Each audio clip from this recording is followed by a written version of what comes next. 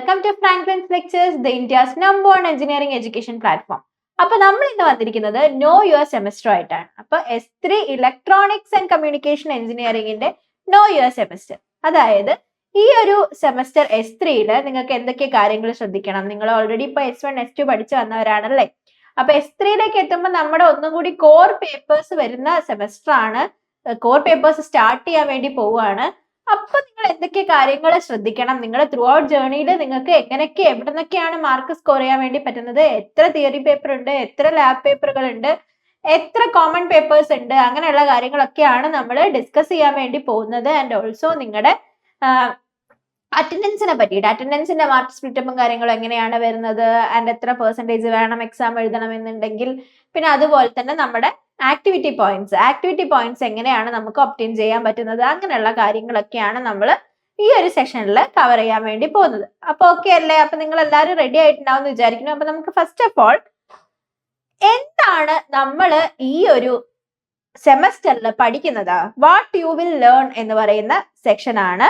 അപ്പൊ ഇതില് നമുക്ക് എത്ര സബ്ജക്ട്സ് ഉണ്ട് എന്നുള്ളത് നമുക്ക് ആദ്യം നോക്കാം. And first of all mathematics four electrical science and physical science 3 എന്ന് പറയുന്നത് 3 ക്രെഡിറ്റ് പോയിന്റ് ഉള്ള ഒരു സബ്ജക്റ്റ് ആണ്. ആൻഡ് മാത്സ് നമ്മൾ ഓൾറെഡി S1 ആൻഡ് S2 പഠിച്ചിട്ടുണ്ട് അല്ലേ. അപ്പൊ S3 നിങ്ങൾക്ക് എന്ത് പഠിക്കാനുണ്ടടാ? മാത്സ് പഠിക്കാനുണ്ട്. അപ്പൊ മാത്സ് എന്ന് പറയുന്നത് വളരെ ക്രൂഷ്യൽ ആയ ഒരു പേപ്പറാണ് ഫോർ എഞ്ചിനീയേഴ്സ്. അപ്പൊ നിങ്ങൾ ഈ 3 സെമസ്റ്ററുകളിലായിട്ട് നിങ്ങൾ എഞ്ചിനീയറിംഗിന് പഠിക്കുന്ന മാത്സ് എന്ന് പറയുന്നത് ഇലക്ട്രോണിക്സ് എഞ്ചിനീയറിംഗ് ഫീൽഡ് ആയിക്കോട്ടെ, എന്തും ഇപ്പൊ നമുക്ക് അറിയാം, നമുക്ക് ട്രാൻസ്ഫോംസ് പഠിക്കാനുണ്ട്, ഫൊറിയർ ട്രാൻസ്ഫോം ഒക്കെ ഇനിയും അപ്ലൈ ചെയ്യാനുണ്ട്.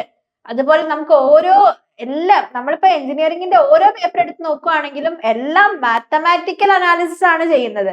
സോ മാത്തമാറ്റിക്സ് ഇമ്പോർട്ടൻസ് എന്ന് പറയുന്നത് വളരെ വലുതാണ്. So mathematics four electrical science and physical science 3 ആണ് ആദ്യത്തെ പേപ്പർ എന്ന് പറയുന്നത്, വിത്ത് 3 ക്രെഡിറ്റ്സ്. ഇനി നമുക്ക് ഉള്ളത് സോളിഡ് സ്റ്റേറ്റ് ഡിവൈസസ് ആണ്. എന്താണ് ഈ സോളിഡ് സ്റ്റേറ്റ് ഡിവൈസ് എന്ന് പറയുന്നത്? ഒന്നുമല്ല, നമുക്കറിയാം സെമി കണ്ടക്ടേഴ്സ് അറിയാം അല്ലെ, നമുക്കറിയാം. അപ്പൊ ഈ സെമി കണ്ടക്ടേഴ്സിന്റെ വാലൻസി ബാൻഡ് അങ്ങനെയുള്ള കാര്യങ്ങളൊക്കെ നമുക്കറിയാം. അപ്പൊ ഈ വാലൻസി ബാൻഡിനെ പറ്റിയിട്ടും അതിന്റെ ഇന്നർ, അതായത് ഒരു സെമി കണ്ടക്ടർ ട്രാൻസിസ്റ്റർ ആയിക്കോട്ടെ അല്ലെങ്കിൽ ഒരു ഡയോഡ് ആയിക്കോട്ടെ, അങ്ങനെയുള്ള ഏതൊരു കമ്പോണൻസിന്റെയും ഉള്ളിൽ നടക്കുന്ന കാര്യങ്ങൾ എന്തൊക്കെയാണ്, ആ വാലൻസി ബാൻഡിന്റെ ഡിഫറൻസും കാര്യങ്ങളും അങ്ങനെയുള്ള കാര്യങ്ങളൊക്കെയാണ് നമ്മൾ ഈ semi conductor solid state devices എന്ന് പറയുന്ന ഈ ഒരു പേപ്പറിൽ നമുക്ക് പഠിക്കാനുള്ളത്. ബേസിക്സ് ആണ് ഓഫ് സെമി കണ്ടക്ടർ. അപ്പൊ ഈ ഉള്ളിൽ നടക്കുന്ന കാര്യങ്ങൾ എന്താണ് എന്നുള്ളത് മനസ്സിലാക്കിയാലേ നമുക്ക് എന്ത് ചെയ്യാൻ വേണ്ടി പറ്റുള്ളൂ, നമുക്ക് ഇതിന്റെ അഡ്വാൻസ്ഡ് ആയിട്ടുള്ള കാര്യങ്ങൾ, അതായത് ഒരു കമ്പോണന്റ് വർക്ക് ചെയ്യുക എന്ന് പറയുമ്പോൾ അതിന്റെ ഉള്ളിൽ എന്താണ് നടക്കുന്നത് എന്നുള്ളത് അറിയണം. സോ ആണ് ഈ SST എന്ന് പറയുന്ന ഈ ഒരു പേപ്പറിൽ പഠിക്കാനുള്ളത്. മോർ ഓവർ ഇതൊരു തിയറി പേപ്പർ ആണ്. ഓക്കെ, കുറെ ഡെറിവേഷനും കാര്യങ്ങളും ഒക്കെയാണ് നമുക്ക് ഇതിൽ നിന്ന് പഠിക്കാനുള്ളത്. ഷോർട്ട് ആയിട്ട് ചോദിക്കാൻ പറ്റിയ, നമുക്ക് എവിടെ നിന്നാണ് ക്വസ്റ്റ്യൻ ചോദിക്കുക എന്നുള്ളത് നമുക്ക് ഈ ഒരു സബ്ജക്റ്റിന് പ്രെഡിക്റ്റ് ചെയ്യാൻ വേണ്ടി പറ്റും. ഓക്കെ അല്ലേ? അപ്പൊ നമ്മുടെ ഇൻട്രൊഡക്ഷൻ ക്ലാസ് നമ്മുടെ യൂട്യൂബിൽ അവൈലബിൾ ആണ്. ആൻഡ് ഈ സബ്ജക്റ്റിന് 4 ക്രെഡിറ്റ്സ് ആണ് വന്നിട്ടുള്ളത്. പിന്നെ വരുന്നത് അനലോഗ് സർക്യൂട്ട്സ് എന്ന് പറയുന്ന ഒരു പേപ്പറാണ്. ഇതിന് 4 ക്രെഡിറ്റ്സ് ആണുള്ളത്. നമ്മുടെ ഇലക്ട്രോണിക്സ് എഞ്ചിനീയറിംഗ് സ്റ്റുഡൻസിന് നമുക്കറിയാം സർക്യൂട്ട് എന്ന് പറയുന്നത് ഇലക്ട്രോണിക്സ് എഞ്ചിനീയറിംഗ് സ്റ്റുഡൻസിന് എത്രത്തോളം ഇമ്പോർട്ടന്റ് ആണ് എന്നുള്ളത്. സോ ഒരു സർക്യൂട്ടിനെ എങ്ങനെയാണ് അനലൈസ് ചെയ്യുന്നത്, എന്തൊക്കെ തരത്തിലുള്ള സർക്യൂട്ടുകൾ ഉണ്ടാവാം, അങ്ങനെയുള്ള കാര്യങ്ങളൊക്കെയാണ്. ബേസിക് സർക്യൂട്ട്സിനെ പറ്റിയിട്ടാണ് നമുക്ക് ഈ ഒരു അനലോഗ് സർക്യൂട്ട്സ് എന്ന് പറയുന്ന പേപ്പറിൽ പഠിക്കാനുള്ളത്. ബേസിക് ആയിട്ടുള്ള ആംപ്ലിഫയർ, ഓസിലേറ്റർ തുടങ്ങിയിട്ടുള്ള സർക്യൂട്ടുകൾ എന്താണ് എന്നുള്ളതൊക്കെ നമ്മൾ ഈ ഒരു സബ്ജക്റ്റിൽ പഠിക്കും, അനലോഗ് സർക്യൂട്ട്സ്. പിന്നെ വരുന്ന അടുത്തൊരു സബ്ജക്റ്റ് ആണ് ലോജിക് സർക്യൂട്ട് ഡിസൈൻ. ഇതിന്റെ ക്രെഡിറ്റ് വന്നിട്ട് 4 ആണ്. ഒന്നല്ല, നമുക്കറിയാം നമ്മള് സെമി കണ്ടക്ടർ ഡിവൈസസ് ഒക്കെ ഉണ്ടാക്കിയിരിക്കുന്നത് എന്താണ്, കുറെ മോസ്ഫെറ്റ് വെച്ചിട്ടാണ് അല്ലെ. സോ അത്തരത്തിലുള്ള ഡിഫറെന്റ് ബൂളിയൻ ഓപ്പറേഷൻസ് ഒക്കെ ചെയ്യാൻ വേണ്ടി, അല്ലെങ്കിൽ നമുക്കറിയാം ഏതൊരു ഇത് നിർമ്മിച്ചിരിക്കുന്നത്, നമുക്കൊരു കമ്പ്യൂട്ടർ സിസ്റ്റം എടുക്കാം, ഒരു കമ്പ്യൂട്ടർ എടുക്കാം, അതിലുള്ള ഡാറ്റാസ് മൊത്തം 0s and 1s ഉണ്ടാവാൻ നമുക്കറിയാം അല്ലെ. ഡാറ്റ സ്റ്റോർ ചെയ്യുന്നത് 0s and 1s ബേസിലാണ്. സോ അവിടെ ഈ 0s and 1s ഡീൽ ചെയ്യുന്ന, അല്ലെങ്കിൽ അത് ലോജിക് സർക്യൂട്ട് എന്ന് പറയുമ്പോൾ ഒന്നുമല്ല, ഡിജിറ്റൽ ഇലക്ട്രോണിക്സ് ആണ് ബേസിക്കലി. ഒന്നുമല്ല, അപ്പൊ അടുത്തൊരു സബ്ജക്ട് എന്ന് പറയുന്നത് ലോജിക് സർക്യൂട്ട് ഡിസൈൻ. ഇതിന്റെ ക്രെഡിറ്റ് വന്നിട്ട് 4 ആണ്. ഒന്നുമല്ല, നമുക്കറിയാം എന്താണ് ബൈനറി നമ്പർ സിസ്റ്റം ആൻഡ് എന്താണ് number system and different types of gates അറിയാലേ. നമ്മൾ ഓൾറെഡി ചെറിയ ക്ലാസ്സിൽ പഠിച്ചിട്ടുണ്ട് ആൻഡ് ഗേറ്റ്, ഓർ ഗേറ്റ് തുടങ്ങിയിട്ടുള്ള ഗേറ്റിനെ പറ്റിയിട്ട്.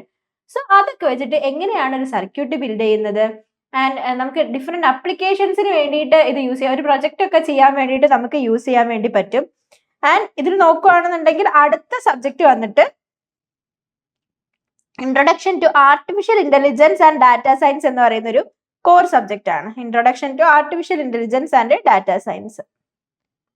ഇതിന്റെ ക്രെഡിറ്റ് പോയിന്റ് വന്നിട്ട് 4 ആണ്. അപ്പൊ ഈ ഒരു സബ്ജക്റ്റുകൾ നിങ്ങൾ നോക്കുകയാണെന്നുണ്ടെങ്കിൽ ഇതില് മാത്സിന്റെ കോഴ്സ് കോഡ് ഇതാണ് സോളിഡ് സ്റ്റേറ്റ് ഡിവൈസിന്റെ കോഴ്സ് കോഡ്, അനലോഗ് സർക്യൂട്ട്സിന്റെ course code and logic circuit ഡിസൈനിന്റെ course code and introduction to artificial intelligence and data സയൻസിന്റെ കോഴ്സ് കോഡ്. അപ്പൊ ഇതിൽ നോക്കുകയാണെന്നുണ്ടെങ്കിൽ ഈ ഒരു LCD എന്ന് പറയുന്ന പേപ്പർ, ലോജിക് സർക്യൂട്ട് ഡിസൈൻ, ഈ ഒരു പേപ്പറിന്റെ കോഴ്സ് കോഡ് വന്നിട്ട് PB ആണ്. ബാക്കി ഇവിടെ ഒക്കെ നോക്കുകയാണെങ്കിൽ PC ആണുള്ളത്. അതായത് ഈ 3 ഇലക്ട്രോണിക്സ് ഗ്ലിഡ് ആയിട്ടുള്ള പേപ്പറിൽ ഇത് രണ്ടും PC-യും ഇത് PB-യും ആണ്. അപ്പൊ ഇങ്ങനത്തെ ഒരു PB പേപ്പർ ഉണ്ടാവും നിങ്ങൾക്ക് എല്ലാ സെമസ്റ്ററിലും.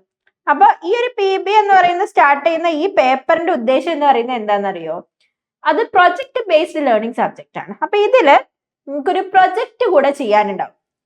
അപ്പൊ നമ്മള് ഇനി ഫർദർ മാർക്ക് സ്പ്ലിറ്റപ്പ് ഒക്കെ ഡിസ്കസ് ചെയ്യുന്ന സമയത്ത് ഈ PB എന്ന് പറയുന്ന കോഴ്സിന്റെ മാർക്ക് സ്പ്ലിറ്റപ്പിന്റെ പ്രത്യേകത എന്താന്നുള്ള കാര്യങ്ങളൊക്കെ നോക്കും.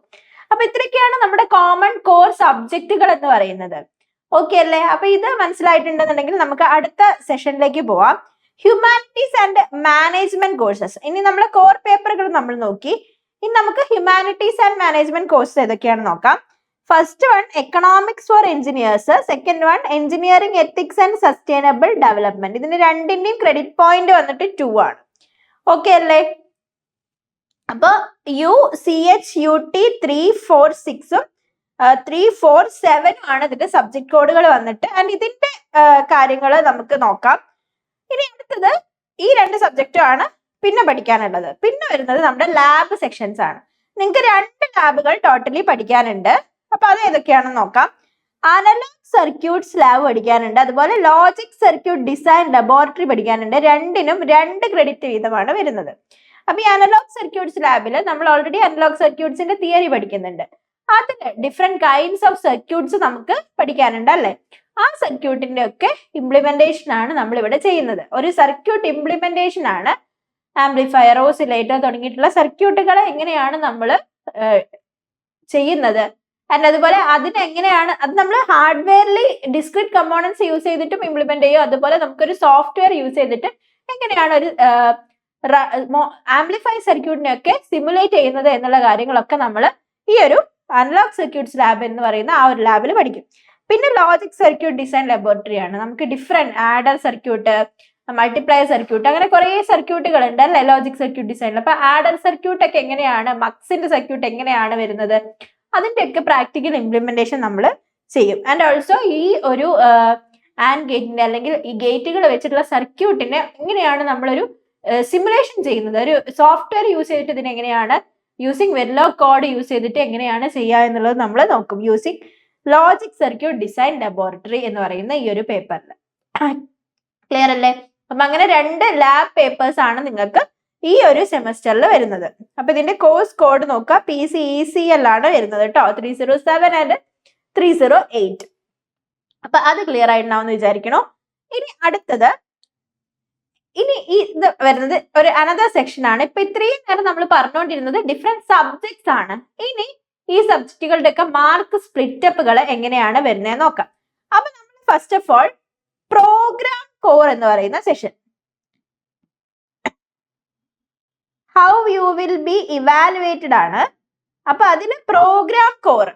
ഓക്കെ, പ്രോഗ്രാം കോർ എന്ന് പറയുമ്പോൾ ഒന്നുമല്ല, നമ്മൾ PC വെച്ചിട്ട് സബ്ജക്ട് കോഡ് തുടങ്ങിയിട്ടുള്ള സബ്ജക്ട് ഇല്ലേ, ആ സബ്ജക്റ്റുകളുടെ ഒക്കെ മാർക്ക് സ്പ്ലിറ്റപ്പ് എങ്ങനെയാണ് വരുന്നത്. ഇതിന് ഡിഫറൻസ് വരുന്നത് ആ PB എന്ന് പറഞ്ഞ് തുടങ്ങുന്ന സബ്ജക്റ്റിന് മാത്രമാണ് ഡിഫറൻസ് വരുന്നത്. ബാക്കി സബ്ജക്റ്റുകൾക്കൊക്കെ ഈ ഒരു പാറ്റേണിലാണ് മാർക്ക് വരിക.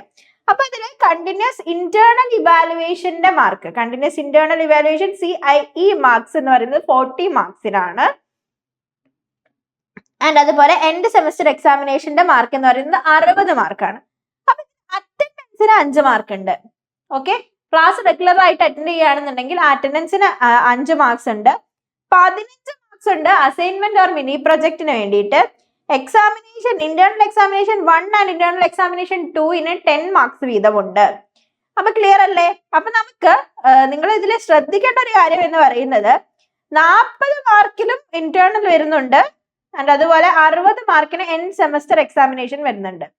സോ ഈ എൻഡ് സെമസ്റ്റർ എക്സാമിനേഷനിൽ നമുക്ക് 40% വേണം പാസ് ആവാൻ വേണ്ടിയിട്ട്. അതായത് ഈ 60 മാർക്സിന്റെ 40% ഉണ്ടെങ്കിൽ മാത്രമേ നമ്മുടെ ഫൈനൽ എൻഡ് സെമസ്റ്റർ എക്സാമിനേഷൻ അല്ലേ, ഫൈനൽ എക്സാമിനേഷൻ അത് പാസ് ആവുള്ളൂ. അതായത് മിനിമം 24 മാർക്ക് വേണം ഇത് പാസ് ആവണം എന്നുണ്ടെങ്കിൽ. പിന്നെ നമ്മൾ നോക്കുന്നത്, പിന്നെ അടുത്ത ക്രൈറ്റീരിയ എന്ന് പറയുന്നത് 100ൽ ഇത് 24 മാത്രം ഉണ്ടായാൽ പോരാ, 100ൽ ഈ ഇന്റേണലും കൂടി ചേർത്തിട്ട് നമുക്ക് 50 മാർക്ക് ഉണ്ടാവണം. സോ ഈ ഇന്റേണലിന്റെ ഇമ്പോർട്ടൻസ് എന്ന് പറയുന്നത് വളരെ കൂടുതലാണ്. ഇത് വളരെ ഇമ്പോർട്ടന്റ് ആണ്, ഇന്റേണൽ മാർക്ക് എന്ന് പറയുന്നത്. അപ്പോഴേ നമുക്ക് 50 മാർക്ക് സ്കോർ ചെയ്യാനും ഇത് പാസ് ആവാനുള്ള അവസരം നമുക്ക് ഉണ്ടാവുള്ളൂ. നിങ്ങൾ ശ്രദ്ധിക്കുക, ഇതിലും മിനിമം മാർക്ക് വേണം ആൻഡ് ടോട്ടൽ ഇന്റേണലും കൂടി കൂട്ടിയിട്ട് 50 മാർക്കും വേണം. ഓക്കെ അല്ലേ? അപ്പൊ ഇവിടെ 24 മാർക്ക് കിട്ടിക്കഴിഞ്ഞാൽ മിനിമം സേഫ് ആയിട്ട് ഇവിടെ വേണ്ട ഇന്റേണൽ മാർക്ക് എത്രയാണ്? 26 മാർക്ക് ഉണ്ടെങ്കിൽ ടോട്ടൽ 50 മാർക്ക്. അങ്ങനെ ആ എക്സാം പാസ് ആവാൻ വേണ്ടി പറ്റുള്ളൂ. സോ ഇന്റേണൽ മാർക്കിന്റെ ഇമ്പോർട്ടൻസ് എന്താണെന്നുള്ളത് മനസ്സിലാക്കുക. ഓക്കെ അല്ലേ? അപ്പൊ അതാണ്. ഇനി ഇപ്പൊ ഇൻ കേസ് ഇവിടെ 26 ഇല്ല എന്ന് വിചാരിച്ചോ, ഇപ്പൊ ഒരു 23 ഒക്കെ ഉള്ളൂന്നുണ്ടെങ്കിൽ അതിനനുസരിച്ച് ഇവിടെ മാർക്ക് സ്കോർ ചെയ്യണം, കൂടുതൽ വാങ്ങേണ്ടി വരും. അതായത് 27 വാങ്ങേണ്ടി വരും. അങ്ങനെ നമുക്ക് 50 മാർക്ക് കിട്ടുള്ളൂ. മനസ്സിലായോ? ഇവിടെ കുറയാണെന്നുണ്ടെങ്കിലും നിങ്ങൾക്ക് എക്സ്റ്റേണൽ എക്സാം, അതായത് എൻഡ് സെമസ്റ്റർ എക്സാമിനേഷന് നല്ല രീതിയിൽ പെർഫോം ചെയ്യാൻ പറ്റുവാണെന്നുണ്ടെങ്കിൽ നിങ്ങൾ ഷുവർ ആയിട്ട് ഈ ഒരു എക്സാം പാസ് ആവും എന്നുള്ളതാണ്. ക്ലിയർ അല്ലേ? ഇത് എത്രയാവും എന്നുള്ളതല്ല, ഇത് ബേസ് ചെയ്തിട്ടാണെങ്കിൽ, ഇത് ഒറ്റയ്ക്ക് മേടിച്ചിട്ടാണെന്നുണ്ടെങ്കിൽ നമുക്ക് പാസ് ആവാനുള്ള മാർക്ക് ഇവിടുന്ന് കിട്ടും. കാരണം 60 മാർക്ക് വരെ നമുക്ക് എൻഡ് സെമസ്റ്റർ എക്സാമിനേഷനാണ് സ്കോർ ചെയ്യാൻ പറ്റുന്നത്. ക്ലിയർ അല്ലേ? അപ്പൊ അതാണ് അതിന്റെ ഒരു കേസ് എന്ന് പറയുന്നത്. അപ്പൊ പ്രോഗ്രാം കോഡ് സബ്ജക്റ്റിന് ബേസ് ചെയ്തിട്ട്, അതായത് PC എന്ന സബ്ജക്ട് കോഡ് വരുന്ന അല്ലെങ്കിൽ എല്ലാ അതർ ദാൻ PB വരുന്ന കോർ പേപ്പേഴ്സിന്റെ മാർക്ക് സ്പ്ലിറ്റപ്പ് ആണ് ഇപ്പൊ പറഞ്ഞത്. ഇത് ക്ലിയർ ആയിട്ടാന്ന് വിചാരിക്കുന്നു. ഇനി നമുക്ക് PB എന്ന സബ്ജക്ട് കോഡിൽ തുടങ്ങുന്ന സബ്ജക്ട് ഉണ്ട് അല്ലെ, ഒരു പ്രോഗ്രാം പ്രൊജക്ട് ബേസ്ഡ് ലേണിംഗ് ഉണ്ട്.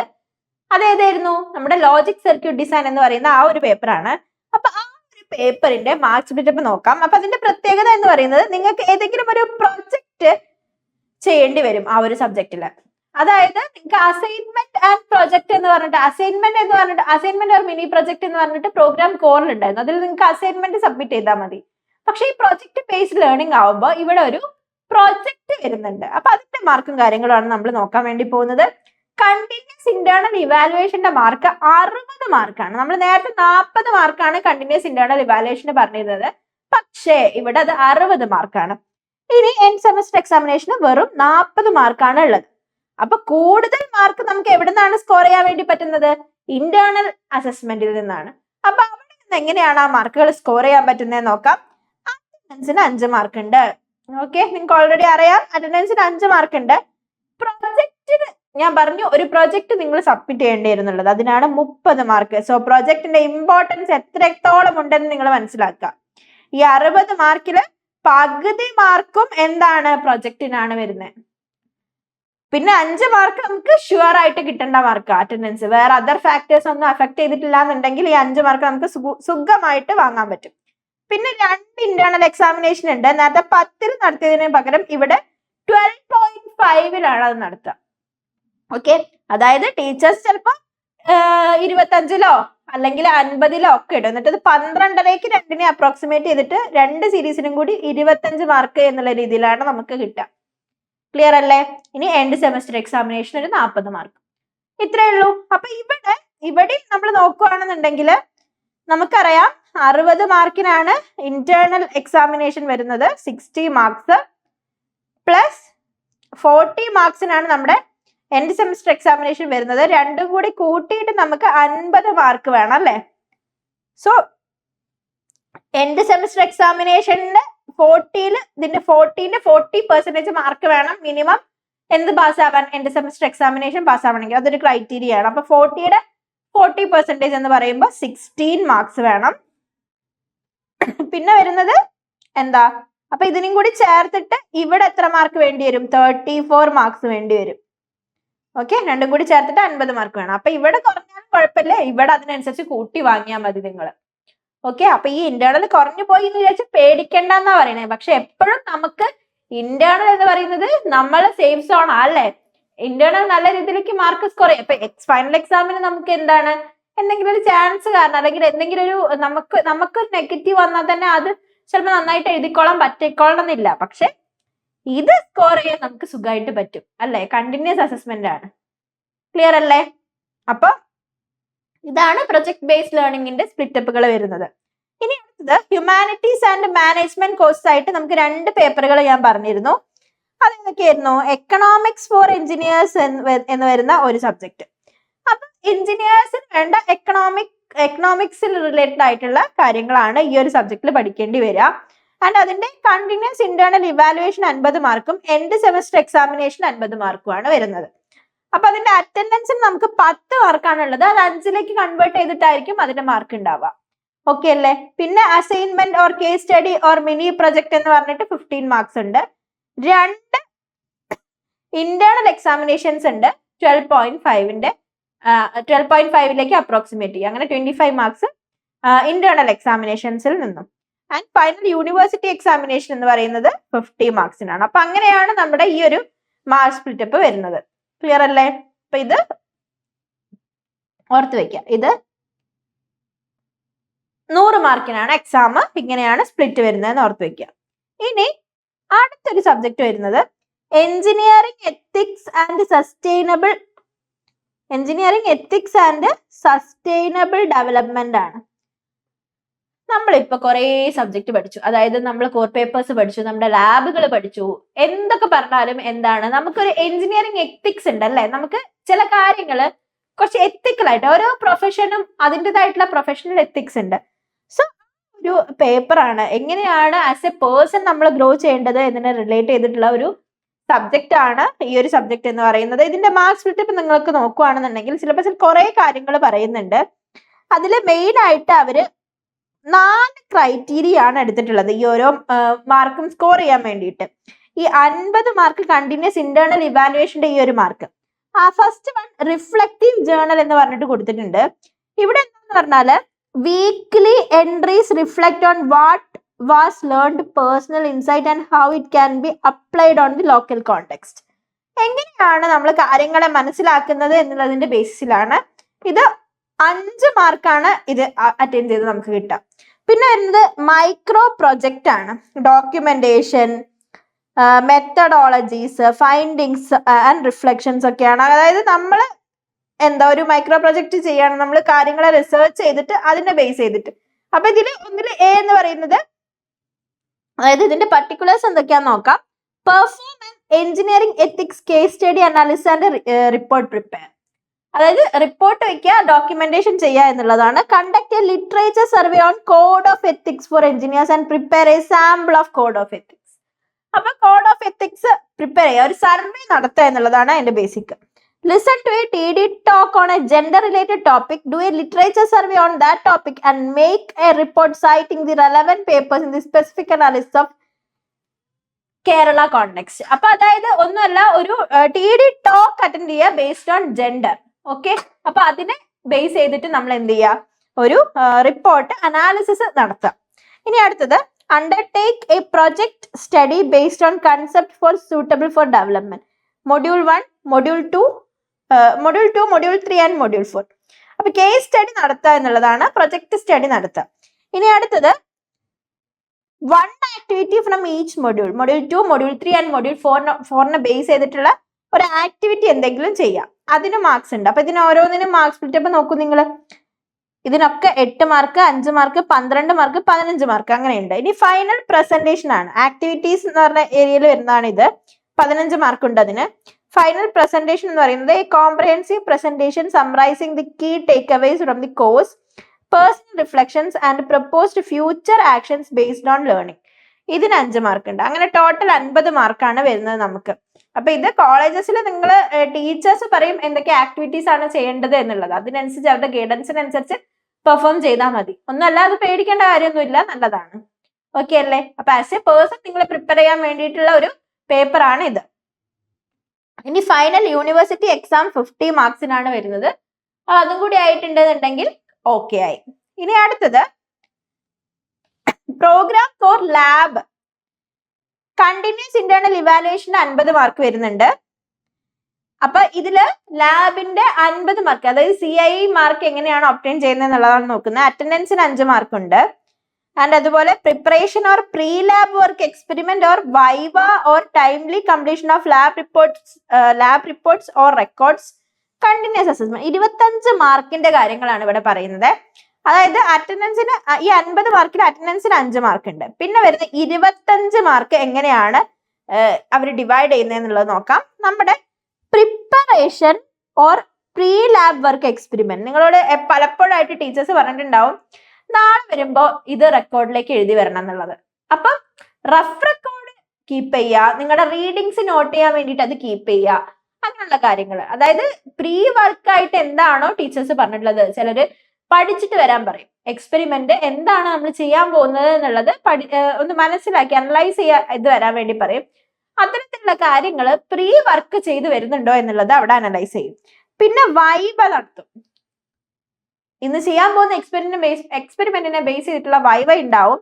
Timely completion of lab reports or records, അപ്പൊ അതിനും ഒരു എക്സ്ട്രാ മാർക്ക് ഉണ്ട്. സോ ഇതെല്ലാം കൂടി അനലൈസ് ചെയ്തിട്ടാണ് നമുക്ക് എന്ത് കിട്ടാടാ, നമുക്ക് മാർക്ക് ചെയ്യുന്നത് അവര് 25 മാർക്ക്. പിന്നെ വരുന്നത് ഇന്റേണൽ എക്സാമിനേഷൻ ആണ്. ഇന്റേണൽ എക്സാമിനേഷൻ 20 മാർക്കിനാണ് വരുന്നത്. 20 മാർക്കിന് ഇന്റേണൽ എക്സാമിനേഷൻ ഉണ്ട്. അതായത് നിങ്ങൾ എങ്ങനെയാണോ ഫൈനൽ പ്രാക്ടിക്കൽ എക്സാം ചെയ്യുന്നത്, അറ്റൻഡ് ചെയ്യുന്നത്, അതേ ലാഘവത്തോടു കൂടി അവരൊരു ഇന്റേണൽ ടെസ്റ്റ് നടത്തും. നിങ്ങളുടെ ഫൈനൽ എക്സാമിന് എന്താണ് മുമ്പേ ആയിട്ട്, ഫൈനൽ എക്സാമിന്റെ മുമ്പേ ആയിട്ട് ആ പേടിയൊക്കെ ഒന്ന് മാറാൻ വേണ്ടിയിട്ട് എങ്ങനെയായിരിക്കും എക്സാം എന്നുള്ളതൊരു ഐഡിയ കിട്ടാൻ വേണ്ടിയിട്ടാണ് ഈ ഒരു 20 മാർക്കിനുള്ള ഇന്റേണൽ എക്സാമിനേഷൻ. അങ്ങനെയാണ് ഈ 50 മാർക്ക് വരുന്നത്. ക്ലിയർ അല്ലേ? ഇനി അടുത്തത് എൻഡ് സെമസ്റ്റർ എക്സാമിനേഷൻ 50 മാർക്കിനാണ് നടത്തുന്നത്. ഓക്കെ, ഈ ലാബിന്റെ തന്നെ എൻഡ് സെമസ്റ്റർ എക്സാമിനേഷൻ ഒരു 50 മാർക്കിനുണ്ട്. അപ്പൊ അതിൽ എന്തൊക്കെ കാര്യങ്ങളാണ് നമുക്ക് നോക്കാം. നമ്മൾ പ്രൊസീജിയറും, ഇപ്പൊ സർക്യൂട്ട് ആണ് എന്നുണ്ടെങ്കിൽ ആ സർക്യൂട്ടും കാര്യങ്ങളും, പ്രിപ്പറേറ്ററി വർക്ക്, ഡിസൈന്, അൽഗോരിതം. പ്രോഗ്രാം പേപ്പർ ഒക്കെ ആണെന്നുണ്ടെങ്കിൽ അൽഗോരിതം, അല്ലെങ്കിൽ പ്രൊസീജിയർ, ചെയ്യേണ്ട പ്രൊസീജിയർ, സർക്യൂട്ട്, അങ്ങനെയുള്ള കാര്യങ്ങളൊക്കെ വാങ്ങിയിട്ട് നമ്മൾ പ്രൊസീഡ് മേടിക്കുക, അതിന് 10 മാർക്കുണ്ട്. പിന്നെ നമ്മൾ എക്സ്പെരിമെന്റ് കണ്ടക്ട് ചെയ്യുക, അതിന്റെ execution of the work, trouble shooting, programming ആണെങ്കിൽ അതെല്ലാം നോക്കിയിട്ട് നമുക്ക് എന്ത് കിട്ടും, 15 മാർക്ക് അവിടെ കിട്ടും അതിനും. പിന്നെ വരുന്നത് result with valid inference or quality of the output. നമ്മൾ ഇത്രയും കാര്യം ചെയ്താൽ തന്നെ, അതായത് നമ്മൾ പ്രൊസീഡ് വാങ്ങി കാര്യങ്ങൾ പ്രോപ്പർ ആയിട്ട് ചെയ്യാൻ തുടങ്ങിയാൽ തന്നെ എന്ത് കിട്ടുവാടാ, പ്രോപ്പർ ആയിട്ട് ചെയ്യാൻ തുടങ്ങിയാൽ തന്നെ നമുക്ക് പ്രോപ്പർ ആയിട്ട് കാര്യങ്ങൾ ചെയ്യാൻ തുടങ്ങിയാൽ തന്നെ നമുക്ക് എന്ത് കിട്ടും, അതായത് നമ്മളിപ്പോ നിങ്ങൾക്കറിയാം ഇന്റേണൽ എക്സാമിനേഷൻ മാത്രമല്ല ഉണ്ടാവുക, ഒരു ഫൈനൽ എക്സാം ഉണ്ടാവും. അതർ കോളേജസ് എന്നുള്ളൊരു ഫാക്കൽറ്റി ആയിരിക്കും നിങ്ങൾക്ക് ഈ ഒരു ഫൈനൽ എക്സാം നടത്തുന്നുണ്ടാവുക. സോ നിങ്ങൾക്ക് ഇഷ്ടമുള്ള ക്വസ്റ്റ്യൻ ചൂസ് ചെയ്ത് നിങ്ങൾ ലാബ് എക്സാം എഴുതാൻ വേണ്ടി പോയി. അപ്പൊ എന്താ, പ്രൊസീജിയർ എഴുതി അതിന്റെ സർക്യൂട്ട് ഡയഗ്രാം ഉണ്ടെങ്കിൽ അത് വരച്ച് അത് നമ്മുടെ എക്സ്റ്റേണൽ എക്സാമിന് കൊണ്ട് കാണിക്കുമ്പോൾ നമുക്ക് പ്രൊസീഡ് കിട്ടും. അതിന് 10 മാർക്ക് ഉണ്ട്. അപ്പൊ അവിടെ 10 മാർക്ക് അവിടെ തന്നെ കിട്ടി 50 മാർക്കില്. പിന്നെ എക്സ്പെരിമെന്റ് കണ്ടക്ട് ചെയ്യുമ്പോൾ നമ്മൾ ഇത് പ്രോപ്പർ ആയിട്ട് കണ്ടക്ട് ചെയ്യുന്നുണ്ടോ എന്നുള്ളത് അവർ വെരിഫൈ ചെയ്യും. അതിന് 15 മാർക്ക് ഉണ്ട്. പിന്നെയാണ് ഔട്ട്പുട്ട് വരുന്നത്. അപ്പൊ ഇവിടെ 35 മാർക്ക് ഓൾറെഡി നമുക്ക് കിട്ടിക്കഴിഞ്ഞു, ഇത് പ്രോപ്പർ ആയിട്ടാണ് ചെയ്തതെന്നുണ്ടെങ്കിൽ. ഔട്ട്പുട്ട് കിട്ടിയോ കിട്ടിയില്ലേ എന്നുള്ളത് പിന്നത്തെ കാറ്റഗറിയാണ്, 10 മാർക്സ് ആണ് അതിനുള്ളത്. ഓക്കെ, അപ്പൊ അത് പാർഷ്യൽ ഔട്ട്പുട്ട് ആണോ നോ ഔട്ട്പുട്ട് ആണോ എന്നുള്ളതിന്റെ ബേസിൽ ഈ ഒരു മാർക്സ് ഇടും. പിന്നെ വരുന്നത്, പിന്നെ നമ്മൾ ശ്രദ്ധിക്കേണ്ടത് വൈവയ്ക്കാണ്. വൈവ വോസിന് 10 മാർക്സ് ഉണ്ട്. അപ്പൊ നന്നായിട്ട് പ്രിപ്പയർ ചെയ്ത് പോവാ. നിങ്ങൾ ഇന്ന് ലാബ് ചെയ്യുന്ന സബ്ജക്റ്റിന്റെ ലാബിൽ ചെയ്ത കാര്യങ്ങളല്ലാതെ ആ സബ്ജക്ട് കുറച്ച് നോളജ് ഉണ്ടാക്കുക. ഇപ്പൊ അനലോഗ് സർക്യൂട്ട്സ് ലാബ് ആണെങ്കിലും ലോജിക് സർക്യൂട്ട് ഡിസൈൻ ലാബ് ആണെങ്കിലും അതിന്റെ തിയറിയിൽ പഠിച്ച കാര്യങ്ങൾ ഉണ്ടാവുമല്ലോ, അത് എന്തൊക്കെയാണെന്നുള്ളതൊന്ന് ബ്രഷപ്പ് ചെയ്ത് പോവാം. പിന്നെ റെക്കോർഡിന് 5 മാർക്സ്. അങ്ങനെ ടോട്ടൽ 50 മാർക്സ് ആണ് ഈ ഒരു ലാബ് എക്സാമിനേഷന്റെ മാർക്ക് എന്ന് പറയുന്നത്. ഇത് ക്ലിയർ ആയിട്ടുണ്ടാവും എന്ന് വിചാരിക്കണോ? അങ്ങനെയാണെങ്കിൽ അറ്റൻഡൻസ് എങ്ങനെയാണ് വരുന്നത് എന്നുള്ളത് നോക്കാം. എന്തുകൊണ്ടാണ് അറ്റൻഡൻസ് ഇമ്പോർട്ടന്റ് ആവുന്നത്? Minimum attendance mandatory four eligibility 75%. നമ്മൾ 75% ആണ് എന്താ ഒരു എക്സാം എഴുതാൻ, എന്റെ സെമിസ്റ്റർ എക്സാമിനേഷൻ എഴുതാൻ വേണ്ട മിനിമം അറ്റൻഡൻസ് പെർസെൻറ്റേജ് എന്ന് പറയുന്നത്. ഈ 75 കുറഞ്ഞു, 60 മേലെ ഉണ്ട്, ആ ഒരു അറ്റൻഡൻസ് ആണ് എന്നുണ്ടെങ്കിൽ നിങ്ങൾക്കൊരു ഓപ്ഷൻ ഉണ്ട്. 2 പ്രാവശ്യത്തേക്ക്, 2 സെമസ്റ്ററിലായിട്ട് ആ ഒരു ഓപ്ഷൻ ഉള്ളൂ. അതെന്താന്ന് പറഞ്ഞാല് നമുക്ക് മെഡിക്കൽ സർട്ടിഫിക്കറ്റ്, അല്ലെങ്കിൽ നിങ്ങൾക്ക് ഒരു അസുഖം കാരണമാണ് നിങ്ങൾ ആ ലീവ് എടുക്കേണ്ടി വന്നത്, നിങ്ങൾക്ക് 75%-നേക്കാളും കുറവായത് പക്ഷെ 60%-ന്റെ മേലെ ഉണ്ട് എന്നുണ്ടെങ്കിൽ നിങ്ങൾക്ക് മെഡിക്കൽ സർട്ടിഫിക്കറ്റ് സബ്മിറ്റ് ചെയ്യാൻ വേണ്ടി പറ്റും. അത് കോളേജാണ് വാലിഡേറ്റ് ചെയ്യുക, പ്രിൻസിപ്പൾ ആണ് വാലിഡേറ്റ് ചെയ്യുക. അതൊക്കെയാണെന്ന് കണ്ടിട്ടുണ്ടെന്നുണ്ടെങ്കിൽ നിങ്ങൾക്ക് അറ്റൻഡൻസ് കയറ്റി തരും. 75% എക്സാമിനേഷൻ എഴുതാൻ വേണ്ടിയിട്ടുള്ള അറ്റൻഡൻസ് ആക്കി തരും. ഓക്കെ അല്ലേ? അപ്പൊ അതാണ്. ഇനിയിപ്പോ അറ്റൻഡൻസിന് അനദർ ഇമ്പോർട്ടന്റ് എന്താ, 75% എന്തായാലും വേണം. പിന്നെ നമുക്ക് കോംപ്ലക്സ് ആയിട്ടുള്ള ടോപ്പിക് ക്ലാസ്സിൽ എടുക്കുന്ന സമയത്ത് നമ്മൾ അന്ന് ലീവ് ആവുകയാണെന്നുണ്ടെങ്കിൽ അത് മനസ്സിലാക്കാനുള്ള ബുദ്ധിമുട്ടുണ്ടാവും. ഓക്കെ, സോ അതെന്താണ്, കോംപ്ലക്സ് എഞ്ചിനീയറിംഗ് ടോപ്പിക്സിനെ അണ്ടർസ്റ്റാൻഡ് ചെയ്യാൻ വേണ്ടിയിട്ട് നമുക്ക് സഹായിക്കും ബൈ അറ്റൻഡിങ് ദി ക്ലാസ്സസ്. പിന്നെ improves internal assessment mark. Internal അസസ്മെന്റിന്റെ മാർക്ക് കൂട്ടാൻ വേണ്ടി അത് സഹായിക്കും നിങ്ങൾ ക്ലാസ്സിൽ പ്രോപ്പർ ആയിട്ട് പോവുകയാണെന്നുണ്ടെങ്കിൽ. പിന്നെന്താണ്, കാരണം എന്താ, അറ്റൻഡൻസിന് മാർക്ക് ഉണ്ട് അല്ലേ. പിന്നെ enhance interaction with the faculty. ഫാക്കൽറ്റിയായിട്ടൊരു കണക്ഷൻ ഉണ്ടാക്കിയെടുക്കാൻ വേണ്ടി പറ്റും. അത് കാരണം നമ്മൾ ഡെയിലി ക്ലാസ്സിൽ വരുന്നുണ്ട് എന്നുള്ളത് അവർക്ക് ഉറപ്പിക്കാലോ. അത് കാരണം ഈ കുട്ടി പഠിക്കാറുണ്ട്, ശ്രദ്ധിക്കാറുണ്ട് എന്നുള്ളൊരു തോന്നല് ഫാക്കൽറ്റീസിന്റെ മനസ്സിലുണ്ടാവും. സോ അത് നിങ്ങളുടെ മാർക്സിനെ റിഫ്ലക്ട് ചെയ്യാനുള്ള ചാൻസ് ഉണ്ട്. ഇനി എന്താണ്, builds discipline and professional attitude. ഒരു പ്രൊഫഷണൽ രീതി എന്ന് പറയുന്നത് നമ്മൾ പ്രോപ്പർ ടൈമിന് ചെല്ലുക, പ്രോപ്പർ ആയിട്ട് കാര്യങ്ങൾ ചെയ്യുക എന്നുള്ളതാണ്. എപ്പോഴും ലീവ് എടുക്കുന്ന ഒരാളാണെന്നുണ്ടെങ്കിൽ അതൊരു ഡിസിപ്ലിൻഡ് ലക്ഷണം അല്ല. സോ എപ്പോഴും അൺനെസറി ലീവ്സ് അവോയ്ഡ് ചെയ്യാൻ വേണ്ടി ശ്രദ്ധിക്കുക. ക്ലിയർ അല്ലേ? അപ്പൊ ഇതുകൊണ്ടൊക്കെയാണ് അറ്റൻഡൻസ് ഇമ്പോർട്ടന്റ് ആണ് എന്ന് പറയാനുള്ള കാരണം. ഓക്കെ ആണോ? അപ്പൊ അങ്ങനെയാണെന്നുണ്ടെങ്കിൽ അറ്റൻഡൻസിന്റെ മാർക്ക് സ്പ്ലിറ്റ് അപ്പ് നോക്കാം. 85 മുതൽ 100%-ന്റെ ഉള്ളിലാണ് നമ്മുടെ മാർക്ക് എന്ന് മീൻസ് അറ്റൻഡൻസ് പെർസെന്റേജ് എന്നുണ്ടെങ്കിൽ 5 അറ്റൻഡൻസ് മാർക്കിന് 5 നമുക്ക് കിട്ടും. 80 above ബട്ട് ലെസ് ദാൻ 85 ആണ് എന്നുണ്ടെങ്കിൽ 4 marks. 75 above but less than 80 ആണെന്നുണ്ടെങ്കിൽ 3 മാർക്സ്. 70 to 75% നമ്മൾ നേരത്തെ പറഞ്ഞ പോലെ എന്താണ്, മെഡിക്കൽ സർട്ടിഫിക്കറ്റ് വെച്ചിട്ട് നമുക്ക് അറ്റൻഡൻസ് ഇൻക്രീസ് ചെയ്യാൻ വേണ്ടി പറ്റും. അങ്ങനെ തരുവാണെന്നുണ്ടെങ്കിൽ 2 മാർക്സ് കിട്ടും. 60 to 70% ആണെങ്കിൽ 1 മാർക്സ്. 60%-നും താഴെയാണെന്നുണ്ടെങ്കിൽ നിങ്ങൾക്ക് എക്സാം എഴുതാൻ വേണ്ടി പറ്റില്ല. ആര് വിചാരിച്ചാലും കാര്യമില്ല, എക്സാം എഴുതാൻ വേണ്ടി പറ്റില്ല. അപ്പൊ നിങ്ങൾക്ക് കിട്ടുന്ന ആ ഒരു ഇന്റേണൽ മാർക്ക് എന്ന് പറയുന്നത് 0 മാർക്കാണ്. ഓക്കെ അല്ലേ? അപ്പൊ ഇതാണ് അറ്റൻഡൻസിനെ ബേസ് ചെയ്തിട്ട് നമുക്ക് പറയാനുള്ളത്. അപ്പൊ ഇത് ക്ലിയർ ആയിട്ടുണ്ടാവും എന്ന് വിചാരിക്കണോ? അങ്ങനെയാണെന്നുണ്ടെങ്കിൽ S3 ചെക്ക് ലിസ്റ്റ് കുറച്ച് കാര്യങ്ങൾ പറയുന്നുണ്ട്. എന്തൊക്കെയാണ് ഡൂസ്, എന്തൊക്കെയാണ് ഡോൺസ് ഒരു S3 സ്റ്റുഡന്റ് എന്ന നിലയിൽ നിങ്ങൾ ചെയ്യേണ്ടത് എന്നുള്ളത് നോക്കാം. Track every week, track attendance every week. Attendance എല്ലാ വീക്കിലും ചെക്ക് ചെയ്യുക. എല്ലാ സബ്ജക്റ്റിന്റെയും അറ്റൻഡൻസ് ചെക്ക് ചെയ്യുക. സോ കുറയുന്നത് നമുക്കറിയാൻ വേണ്ടി പറ്റും. ഇൻ കേസ് ഫാക്കൽറ്റീസ് മാർക്ക് ചെയ്യാൻ വിട്ടുപോയാലും നിങ്ങളത് വെരിഫൈ ചെയ്ത് കഴിഞ്ഞിട്ടുണ്ടെങ്കിൽ എന്താണ്, അതും അവിടെ ക്ലിയർ ആയിപ്പോവും. ചിലപ്പോൾ ഇട്ടത് മാറിപ്പോവുക അങ്ങനെ എന്തെങ്കിലുമൊക്കെ ആയിട്ട് നിങ്ങളുടെ പെർസെന്റേജ് കുറയാം. നിങ്ങളുടെ കാരണം കൊണ്ടല്ല അത് കുറഞ്ഞതെന്നുണ്ടെങ്കിൽ അത് നിങ്ങൾക്ക് ക്ലാരിഫൈ ചെയ്യാം. ഇൻ കേസ് കുറഞ്ഞാലും ഇനി വരുന്ന ക്ലാസ്സുകളിൽ പ്രോപ്പർ ആയിട്ട് അറ്റൻഡ് ചെയ്ത് അത് മെയിൻറ്റെയിൻ ചെയ്യാനുള്ള ഒരു സഹായവും ഈ ഒരു സ്റ്റേജിൽ കിട്ടും. അപ്പൊ ഓരോ വീക്കിലും നമ്മൾ എന്ത് ചെയ്യുക, അറ്റൻഡൻസ് ഒന്ന് അനലൈസ് ചെയ്യാം. എല്ലാ വീക്കിലും പോയി കൺസേൺ ഫാക്കൽറ്റീസിനോട് ചോദിക്കുക അറ്റൻഡൻസ് കുറവുണ്ടോ എന്നുള്ളത്. ഇനിയിപ്പോ വീക്കിലി പോസിബിൾ അല്ല എന്നുണ്ടെങ്കിൽ മന്ത്ലി എങ്കിലും നിങ്ങൾ അത് ക്ലിയർ ചെയ്യാൻ വേണ്ടി നോക്കുക. ഓക്കെ അല്ലേ? ഇനി സബ്മിറ്റ് അസൈൻമെന്റ്സ് സബ്മിറ്റ് ചെയ്യുക ബിഫോർ ഡെഡ്ലൈനിന് മുന്നേ ആയിട്ട് സബ്മിറ്റ് ചെയ്യണം. ആൻഡ് ഓൾസോ ഒറിജിനൽ വർക്ക് മാത്രം വെക്കുക. കോപ്പിയിടോ അല്ലെങ്കിൽ അങ്ങനെയുള്ള അസൈൻമെന്റ്സ് ചെയ്യാതിരിക്കുക. എപ്പോഴും നിങ്ങളൊരു അസൈൻമെന്റ് പ്രിപ്പയർ ചെയ്യുമ്പോൾ അത് നിങ്ങളുടെ അസൈൻമെന്റ് ആണ് എന്നുള്ളതിന്റെ ഒരു ഐഡന്റിറ്റി അതിനുണ്ടായിരിക്കണം. നിങ്ങൾ റെഫർ ചെയ്യുമ്പോൾ നിങ്ങൾക്കാണ് അത് യൂസ് ആവുന്നത്. ഓക്കെ അല്ലേ? ഇനി അടുത്തത് prepare lab records before next session. അടുത്ത ലാബ് എക്സാം വരുന്നതിന് മുൻപേ ആയിട്ട് നിങ്ങൾ ലാബ് എന്താണ് ചെയ്യാൻ പോകുന്ന കാര്യങ്ങൾ എന്നുള്ളത് വൃത്തിക്ക് മനസ്സിലാക്കി പോവാം. പെട്ടെന്ന് ലാബ് ചെയ്ത് തീർക്കാൻ നോക്കുക. ലാബ് ചെയ്ത് തീർത്തതിന് ശേഷം ലാബിൽ തന്നെ ഇരുന്നിട്ട് എന്ത് ചെയ്യുക, നിങ്ങളുടെ അന്നത്തെ വർക്ക് കംപ്ലീറ്റ് ചെയ്യാൻ നോക്കുക. വീട്ടിലേക്ക് അത് എടുത്തു കൊണ്ടുപോവാതിരിക്കാൻ വേണ്ടി ശ്രമിക്കുക. അതർ സബ്ജക്ട്സ് പഠിക്കാനുള്ള അവസരം നിങ്ങൾക്ക് എന്തിനുണ്ടാവും, നിങ്ങൾക്ക് കോളേജിൽ ഉണ്ടാവും. ഓക്കെ, എപ്പോഴും ക്ലിയർ അതർ സബ്ജക്ട്സ് പഠിക്കാനുള്ള സമയം നമ്മൾ വീട്ടിൽ നിന്ന് കണ്ടെത്തുക, അല്ലെങ്കിൽ ഹോസ്റ്റലേഴ്സ് ആണെന്നുണ്ടെങ്കിൽ ഹോസ്റ്റലിൽ നിന്ന് കണ്ടെത്തുക. ലാബ് വർക്ക് കുത്തിയിരുന്ന് എഴുതാതിരിക്കുക. അത് എപ്പോഴും നമ്മുടെ ലാബ് അവേഴ്സ് പെട്ടെന്ന് തീർത്ത് കഴിഞ്ഞിട്ട്, അതായത് ഓൾറെഡി ചെയ്യാനുള്ള വർക്ക് വീട്ടിൽ നിന്ന് എഴുതി വരിക, അല്ലെങ്കിൽ കഴിഞ്ഞ ലാബിൽ പെട്ടെന്ന് എക്സ്പെരിമെന്റ് തീർത്തിട്ട് അത് എഴുതി വരിക.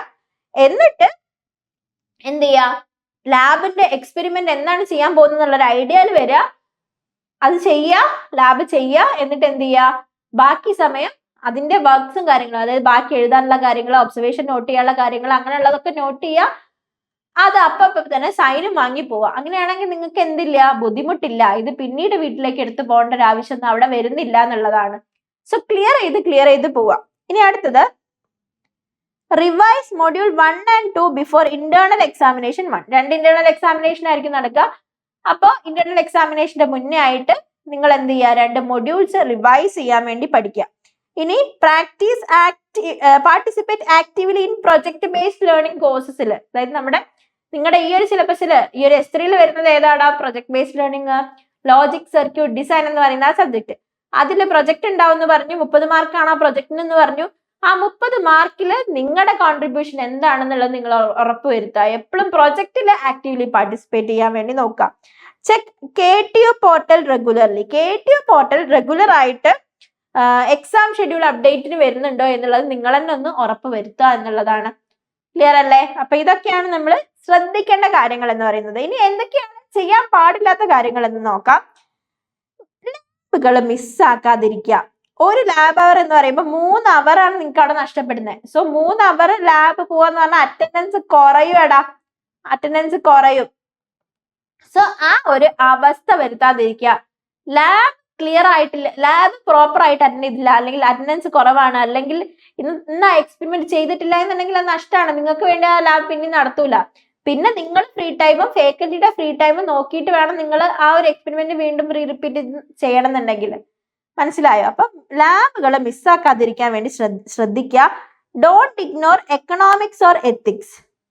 എക്കണോമിക്സ് ഹ്യൂമാനിറ്റീസ് റിലേറ്റഡ് ആയിട്ടുള്ള സബ്ജക്റ്റ് ഇല്ലേ, അത് ശ്രദ്ധിക്കുക. അത് ഒരിക്കലും പഠിക്കാതെയോ, അല്ലെങ്കിൽ അത് സിമ്പിൾ അല്ലേ, കോർ പേപ്പർ അല്ലേ ശ്രദ്ധിക്കേണ്ടത് കൂടുതൽ എന്നുള്ള രീതിയിൽ മൈൻഡ് സെറ്റിൽ എടുക്കാതിരിക്കുക. എക്കണോമിക്സ് റിലേറ്റഡ് ആയിട്ടുള്ള പേപ്പർ ഇമ്പോർട്ടന്റ് ആണെന്നുള്ളത് മനസ്സിലാക്കുക. 2 ക്രെഡിറ്റ് പോയിന്റ് ആണ് അതിനുള്ളത്. അതിന്റെ മാർക്ക് കുറഞ്ഞാൽ, അതിന്റെ പെർസെന്റേജ് കുറഞ്ഞു കഴിഞ്ഞാൽ അത് നിങ്ങളുടെ ടോട്ടൽ CGPA അഫക്ട് ചെയ്യും. അതിനുള്ളത് മനസ്സിലാക്കുക കേട്ടോ. ഇനി don't leave PBL project work to the last week. ഏറ്റവും അവസാനത്തേക്ക് കൊണ്ടുവയ്ക്കാതിരിക്കുക. നിങ്ങൾ സബ്ജക്ട് പഠിക്കുന്ന കൂട്ടത്തിൽ തന്നെ നിങ്ങളുടെ ആ ഒരു പ്രൊജക്ട് എന്താണ് എന്നൊരു ഐഡിയയിൽ നിങ്ങൾ മുന്നോട്ട് പോവുക എന്നുള്ളതാണ്. Don't miss internal exams without medical documentation. Medical emergency അല്ലാത്ത കേസിൽ ഇന്റേണൽ എക്സാമിനേഷൻ നിങ്ങൾ മിസ് ചെയ്യാതിരിക്കുക എന്നുള്ളതാണ്. ഡോണ്ട് കോപ്പി അസൈൻമെന്റ്സ് കോപ്പി ചെയ്യാതെ സ്വന്തമായിട്ട് ഉണ്ടാക്കാൻ വേണ്ടി ശ്രമിക്കുക. Don't start exam preparation the final week. Last ഒരു വീക്കിലേക്ക് മാറ്റി വെക്കാതിരിക്കുക. എപ്പോഴും നിങ്ങൾ ലാസ്റ്റ് ആ വീക്കിൽ പോയിട്ട് നിങ്ങൾ എല്ലാം ഫസ്റ്റ് മുതൽ പഠിക്കുന്നതാണോ, സീരീസിന് കംപ്ലീറ്റ് ആയിട്ട് ഫസ്റ്റ് സീരീസിന് 2 മൊഡ്യൂള്, സെക്കൻഡ് സീരീസിന് 2 മൊഡ്യൂള്, എക്സാമിന്റെ ആ ഒരു ഫൈനൽ വീക്കിൽ നമ്മൾ റിവിഷന് വേണ്ടി മാറ്റി വെക്കുകയാണെങ്കിൽ ഒരു കാര്യം ആലോചിച്ച് നോക്കൂ. മറന്നു പോവും. ശരിയാണ്, നേരത്തെ പഠിച്ചു വെച്ചാൽ എക്സാമിന്റെ സമയമാകുമ്പോഴേക്കും മറന്നു പോവും. നമ്മൾ ആരും എപ്പോഴും എല്ലാ കാര്യങ്ങളും ഓർത്ത് വെച്ചിട്ടല്ല നിൽക്കുന്നത്. നമ്മൾ എപ്പോഴും ബ്രഷപ്പ് ചെയ്യാണ്, നമ്മൾ എപ്പോഴും റിവിഷൻ ചെയ്യാണ്. അങ്ങനെ തന്നെ ഓർമ്മ ഉണ്ടാവുള്ളൂ. അപ്പൊ എന്ത് ചെയ്യാ? പക്ഷെ ഒരു വ്യത്യാസമുണ്ട്. നമുക്ക് ഓൾറെഡി അറിയുന്നൊരു കാര്യം വീണ്ടും പഠിക്കുമ്പോൾ ആദ്യം പഠിച്ചത്ര ബുദ്ധിമുട്ട് വരില്ല. അപ്പൊ നിങ്ങൾ എന്ത് ചെയ്യാ? ബ്രഷപ്പ് ചെയ്യാ. In the last week already പഠിച്ചിരിക്കണം. ഫസ്റ്റ് 2 സീരീസിലുമായിട്ട് 4 മൊഡ്യൂളുകൾ നിങ്ങൾ കവർ ചെയ്തിരിക്കണം. ബ്രഷപ്പിന് വേണ്ടിയിട്ടുള്ള സമയമാണ് last 1 week of the exam എന്ന് പറയുന്നത്. ക്ലിയർ അല്ലേ? അപ്പൊ അത്രയൊക്കെ കാര്യങ്ങളാണ് ചെയ്യരുതാത്തത് as an S3 student.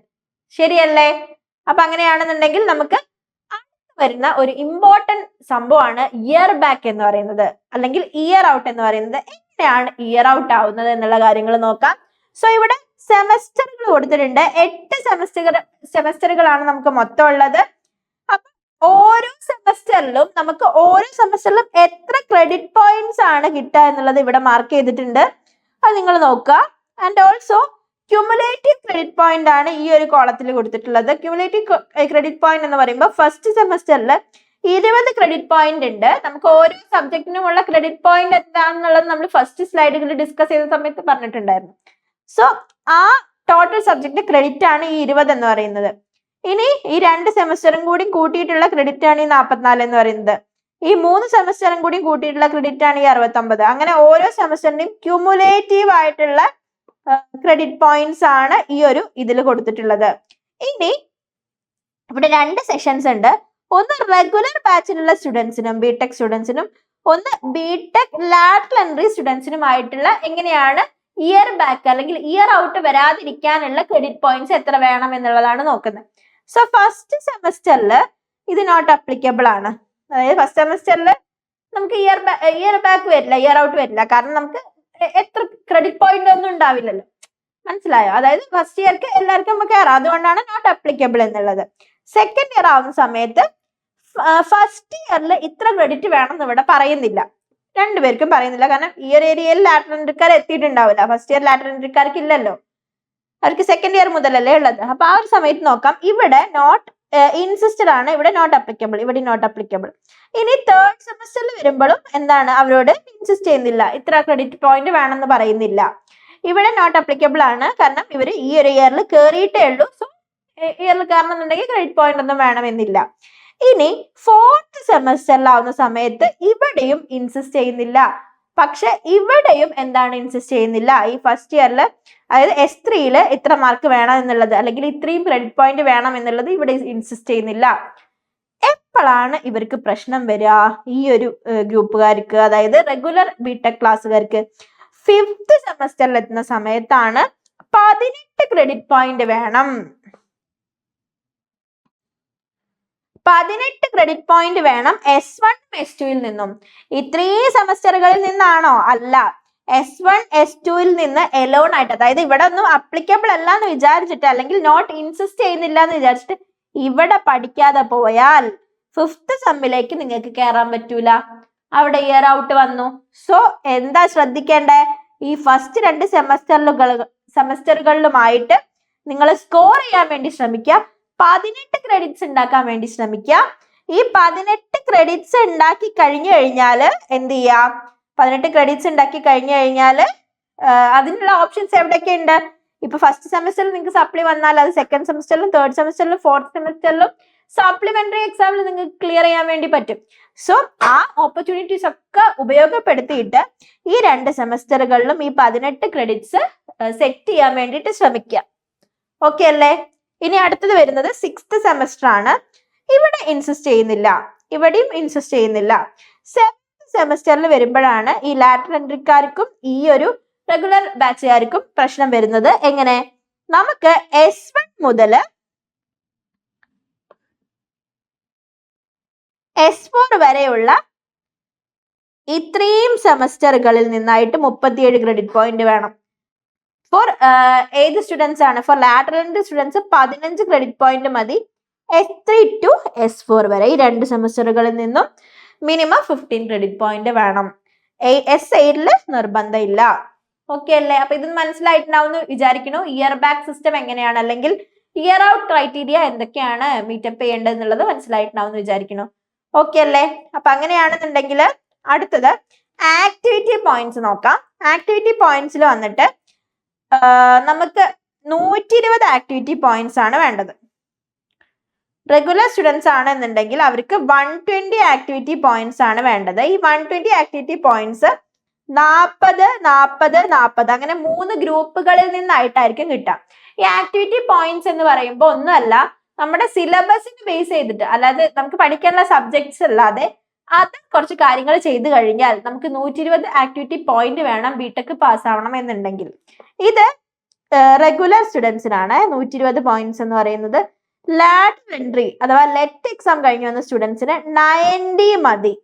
Okay, 90 മതി. അവര് ഫസ്റ്റ് ഇയർ പഠിക്കുന്നില്ല, സെക്കൻഡ് ഇയർ മുതലാണ് വരുന്നത്, ഓൾറെഡി ഡിപ്ലോമ കഴിഞ്ഞവരാണ്, അതുകൊണ്ട് അവർക്ക് 90 ക്രെഡിറ്റ്സ് മതി. അപ്പൊ ഇത് എവിടെ നിന്നൊക്കെയാണ് ഈ ഒരു ക്രെഡിറ്റ് പോയിന്റ്സ് കിട്ടുക? ഗ്രൂപ്പ് 1 പറയുന്നത് NSS, NCC, NSO ഉണ്ടെങ്കിൽ, ആർട്സ്, സ്പോർട്സ്, ഗെയിംസിന്റെ സർട്ടിഫിക്കറ്റ്സ് ഉണ്ടെങ്കിൽ, യൂണിയൻ ഓർ ക്ലബ് ആക്ടിവിറ്റിയിൽ ഉണ്ടെന്നുണ്ടെങ്കിൽ 1 ക്രെഡിറ്റ് പോയിന്റ് ആണ്. ദാറ്റ് ഈസ് 40 ആക്ടിവിറ്റി പോയിന്റ്സ് അവിടെ നിന്ന് കിട്ടും. ഓക്കെ, 1 ക്രെഡിറ്റേ കിട്ടുള്ളൂ ബൈ ഒബ്റ്റെയിനിങ് 40 ആക്ടിവിറ്റി പോയിന്റ്സ്. ഇനി ഇംഗ്ലീഷ് പ്രൊഫഷ്യൻസി സർട്ടിഫിക്കേഷൻ ഉണ്ട് എന്നുണ്ടെങ്കിൽ TOEFL, IELTS, BEAC തുടങ്ങിയിട്ടുള്ള സർട്ടിഫിക്കേഷൻസ് അല്ലെങ്കിൽ aptitude proficiency certification, GRE, CAT, GMAT etcetera or valid gate score ഉണ്ട് എന്നുണ്ടെങ്കിൽ നിങ്ങൾക്ക് 40 activity points or credit 1 credit കിട്ടും. Short term internship minimum 2 weeks, clinical exposure or training minimum 2 weeks, conference paper presentation, workshop activities, professional body activities, participation in university level or state level or national level ഹാക്കത്തോൺസിൽ പങ്കെടുക്കുകയാണെന്നുണ്ടെങ്കിൽ ഇത്രയും കാര്യങ്ങൾ group 2 വരുന്നതാണ്. നമുക്ക് 40 credit points available ആവും ഇവിടെ നിന്ന്. ഇനി journal publication, patent, startup, innovation, winners of national international level hackathon ചെയ്യുകയാണെന്നുണ്ടെങ്കിൽ, അല്ലെങ്കിൽ different skilling certificates from different universities, ഇത് ചെയ്യുകയാണെന്നുണ്ടെങ്കിൽ നമുക്ക് അഗെയിൻ 40 പോയിന്റ്സ് കിട്ടാവുന്നതാണ്. And that is 1 credit point നമുക്ക് ഒബ്റ്റെയിൻ ചെയ്യും. അങ്ങനെ ടോട്ടൽ 3 ക്രെഡിറ്റ് പോയിന്റ്സ് ആണ്. ഓരോ ഗ്രൂപ്പിൽ നിന്നും ഓരോ ക്രെഡിറ്റ് വീതം നമുക്ക് എന്താണ് ആക്ടിവിറ്റി പോയിന്റ്സ് നേടാൻ വേണ്ടിയിട്ട് ഇത് ഓർത്ത് വെക്കുക. അപ്പൊ സബ്ജക്ട്സ് എല്ലാം പാസ്സായിട്ടും കാര്യമില്ല, ഈ ആക്ടിവിറ്റി പോയിന്റ്സ് അറ്റൻഡ് ചെയ്യാൻ വേണ്ടി ശ്രദ്ധിക്കുക. ക്ലിയർ അല്ലേ? ക്ലിയർ കട്ടായിട്ട് എങ്ങനെയാണ് ആക്ടിവിറ്റി പോയിന്റ്സ് വരേണ്ടത് എന്നുള്ളത് കൊടുത്തിട്ടുണ്ട് KTU കരിക്കുലത്തില്. ഓക്കെ അല്ലേ? ഇനി ഇതിവിടെ ഞാൻ ഓൾറെഡി പറഞ്ഞിട്ടുള്ള കാര്യങ്ങൾ 120 ആക്ടിവിറ്റി പോയിന്റ്സിന്റെ കാര്യം 40 പോയിന്റ്സ് ആണ് 3 ഗ്രൂപ്പിൽ നിന്നും എന്നുള്ളത് ഇവിടെ എഴുതിയിട്ടുണ്ട്. ഇനി 30 പോയിന്റ്സ് ആണ്, 90 ആക്ടിവിറ്റി പോയിന്റ്സ് ആണ് ഫോർ ലാറ്ററൽ എൻട്രി സ്റ്റുഡൻസ്. ഇവിടെ 30 എന്നായിരിക്കും 40ന് പകരം ഉണ്ടാവുക ഫോർ ലെറ്റ് സ്റ്റുഡൻസിന്. ഓക്കെ അല്ലേ? അപ്പൊ ഇത്ര അറ്റൻഡ് ചെയ്താൽ അവർക്ക് 1 ക്രെഡിറ്റ് വീതമാണ് കിട്ടുക. അപ്പൊ ഇത് ക്ലിയർ ആയിട്ടുണ്ടാവും എന്ന് വിചാരിക്കുന്നു, ഈ ക്രെഡിറ്റ് ആക്ടിവിറ്റി പോയിന്റ്സിന്റെ ഒരു പ്രത്യേകത. ഇനി കീ ടു സക്സസ് എന്തൊക്കെയാന്ന് നോക്കാം. നമ്മൾ എപ്പോഴും എല്ലാ ക്ലാസ്സുകളും അറ്റൻഡ് ചെയ്യാൻ വേണ്ടി ശ്രദ്ധിക്കുക. ഓക്കെ, സക്സസ് ആവാൻ വേണ്ടിയിട്ട് ബിടെക്കിൽ നിങ്ങൾക്ക് സക്സസ് ആവണം എന്നുണ്ടെങ്കിൽ ആദ്യത്തെ കീ പോയിന്റ് ഇതാണ്: എല്ലാ ക്ലാസ്സുകളും അറ്റൻഡ് ചെയ്യുക. പ്രോപ്പർ ആയിട്ട് ക്ലാസ് അറ്റൻഡ് ചെയ്ത് അവർ പറയുന്ന വർക്കുകൾ കംപ്ലീറ്റ് ചെയ്യാൻ വേണ്ടി നോക്കുക. സ്റ്റഡി മൊഡ്യൂൾ വൈസ്, ഓരോ മൊഡ്യൂൾ വൈസ് ആയിട്ട് പഠിക്കാൻ വേണ്ടി ശ്രദ്ധിക്കുക. അത് പ്രോപ്പർ ആയിട്ട് ഓരോ മൊഡ്യൂളും ടീച്ചേഴ്സ് കഴിയുമ്പോൾ അപ്പം തന്നെ ക്ലിയർ ചെയ്ത് പോവാം. Complete notes weekly notes prepare ചെയ്യുക. റിവൈസ് ആഫ്റ്റർ എവറി മൊഡ്യൂൾ, ഓരോ മൊഡ്യൂളിന് ശേഷവും നമ്മൾ എന്ത് ചെയ്യുക? റിവൈസ് ചെയ്തുകൊണ്ടിരിക്കുക. ന്യൂമറിക്കൽ പ്രോബ്ലംസ് വർക്കൗട്ട് തന്നെ ചെയ്യുക. നോക്കി വെച്ച് പോവരുത്, നിങ്ങളത് വർക്കൗട്ട് ചെയ്യുക, എങ്കിലേ ഓർമ്മ നിൽക്കുള്ളൂ. ഓക്കെ, അല്ലെങ്കിൽ സ്റ്റക്ക് ആയി പോവും. ഇത് പണ്ട് മുതലേ നമ്മൾ ടീച്ചേഴ്സ് പറയുന്നതാണ്, എന്നോട് എൻ്റെ ടീച്ചേഴ്സ് പറഞ്ഞിരുന്നതാണ്. നമ്മൾ എപ്പോഴും എന്ത് ചെയ്യുക? വർക്കൗട്ട് ചെയ്ത് പോവുക പ്രോബ്ലംസ്. അറ്റൻഡ് ലാബ്സ് റെഗുലർലി, ലാബിൽ പ്രോപ്പർ ആയിട്ട് വരാൻ വേണ്ടി ശ്രദ്ധിക്കുക. പ്രിപ്പയർ ബിഫോർ ഇന്റേണൽ എക്സാമിനേഷനെ കാര്യമായിട്ട് അതിന്റെ സീരിയസ്നെസ്സോട് കൂടി കാണുക. Otherwise you will loss. കാരണം എന്താ? ഇന്റേണൽ മാർക്ക് നമ്മുടെ CGPA ഫൈനൽ 100ലുള്ള മാർക്കിലേക്ക് അഫക്റ്റ് ചെയ്യുന്നതാണ്. സോ ഇന്റേണൽ മാർക്ക് മെയിൻറ്റെയിൻ ചെയ്യാൻ വേണ്ടി ശ്രദ്ധിക്കുക. സ്റ്റാർട്ട് പ്രൊജക്ട് ഏർലി, പ്രോജക്ട്സ് ഒക്കെ നേരത്തെ തന്നെ സ്റ്റാർട്ട് ചെയ്യാൻ വേണ്ടി ശ്രദ്ധിക്കുക. നമ്മുടെ പ്രൊജക്ട് ബേസ്ഡ് ലേണിംഗിന്റെ പ്രൊജക്ട് ഒക്കെ. ഓക്കെ, അപ്പൊ നിങ്ങൾ ഈ ഒരു അക്കാഡമിക്സിന്റെ കൂടെ അതർ പ്രൊജക്ട്സുകളും കൂടി ബിൽഡ് ചെയ്ത് കഴിഞ്ഞാൽ നിങ്ങൾക്ക് അത് നിങ്ങളുടെ റെസ്യൂമേൽ ആഡ് ചെയ്യാൻ വേണ്ടി പറ്റും. അപ്പോൾ നിങ്ങൾ പഠിക്കുന്ന സ്കിൽസ് നിങ്ങളെ ഫ്യൂച്ചറിന് വേണ്ടിയിട്ടാണ് എന്നുള്ളത് നിങ്ങൾക്കൊരു ബോധ്യം ഉണ്ടാവണം. ക്ലിയർ അല്ലേ? അപ്പൊ ഇതൊക്കെയാണ് നമുക്ക് ശ്രദ്ധിക്കേണ്ട കാര്യങ്ങൾ എന്ന് പറയുന്നത്. എന്താ? നിങ്ങൾ നന്നായിട്ട് പഠിക്കുക. Have A great semester. Study with purpose, learn with passion and succeed with confidence. Okay അല്ലേ? അപ്പൊ ഇത്രയൊക്കെ കാര്യങ്ങളാണ്, ഒരു ഗുഡ് ലക്ക് ആണ് പറയാനുള്ളത്. അപ്പൊ നമുക്ക് ഈ ഒരു S3 വരുന്ന കാര്യങ്ങളൊക്കെയാണ് നമ്മൾ ഇന്ന് ഡിസ്കസ് ചെയ്തത്. അപ്പൊ നിങ്ങൾക്ക് എല്ലാവർക്കും ഇതിന്റെ ഒരു കാര്യം ക്ലിയർ ആയിട്ടുണ്ടാവും എന്ന് വിചാരിക്കുന്നു. അപ്പൊ നമുക്ക് ഇതുപോലെ മറ്റൊരു സെഷനിൽ കാണാം. അതുവരേക്കും ടേക്ക് കെയർ ആൻഡ് ബൈ.